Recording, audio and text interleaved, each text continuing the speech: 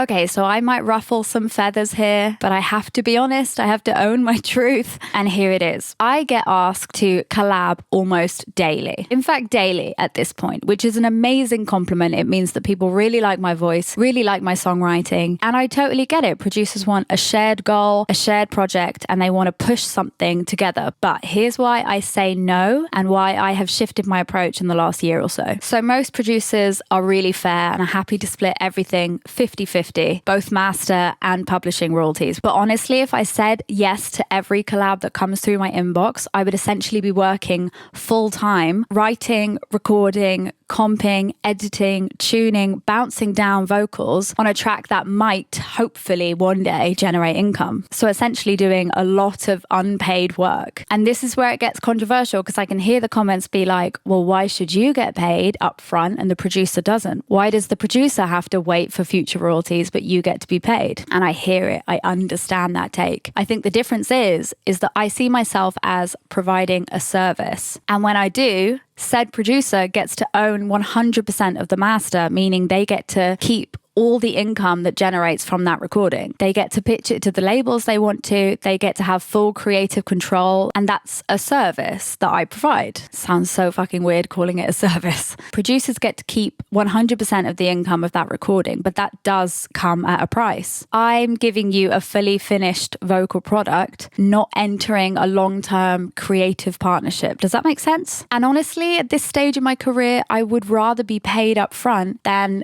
crossing my fingers behind my back and hoping that the track generates income one day. But it does go both ways. If the roles were reversed and I wanted to own a track myself, a drum and bass track, I would not expect said producer to work for free. I would want to pay them an upfront fee, which means they got paid for their work, but then I got to own the track after. And obviously, each creative is different. Some people might want to keep some of the royalties. Some people have producer points. There's so much to it and there's so much nuance. But my point stands in that I would happily pay a producer to produce a track for me. So it's not that I don't do collabs. It's just that I'm very intentional about what I put my name to. I want it to reflect me, where I see myself going in the future. And right now, that direction is drum and bass. That's my one true love. And that's where I see myself as an artist going forward. And lastly, I understand that money is tight, but I also think a shared vision only works when two people share that vision. And sometimes we just don't. And I think that has to be okay.